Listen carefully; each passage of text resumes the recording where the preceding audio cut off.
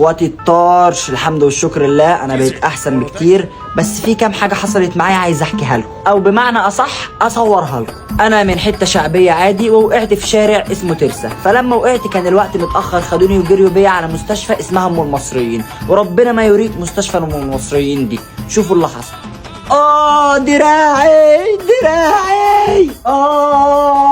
ما خلاص بقى، خلوني انت كويس وزي الفل. الله ايه الدلع ده؟ بالله عليك قولي للدكتور ما يخيطهاش، والله مش مستاهله، انا هلزقها بلاستيك جروح.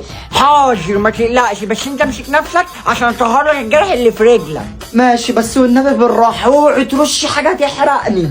حاضر ما تقلقش، امسك نفسك بقى كده. ايدك معايا والنبي يا شعان، يا عم ما ترفعش.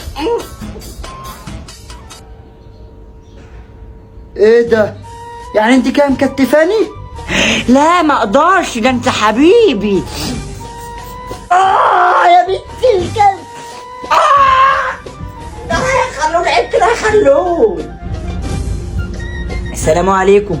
مبدئيا قدر الله ما شاء فعل، فين اللي عمل الحادثه؟ هو انت ايه يا دكتور انت كمان حافظ مش شايف؟ انت شكلك انت الليمد اللي وقعت بالموتوسيكل. قول لي بقى اسمك ايه وعندك كام سنه وعندك كام اسم واسمك كام سنه؟ وريني ايدك كده، وريني. بالراحه يا دكتور طبعا عشان وجعاني، بالراحه. ما تقلقش، حطها بس على الجهاز عشان نعرف نقرا الاشاعه. ها ثبتها كده.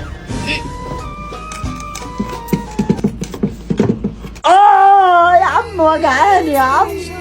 ماشي اهو. لا يا بابا كده اهو.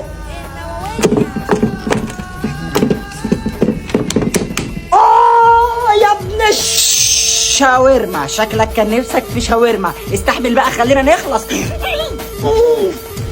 انت بتعند بقى، ده انا هني.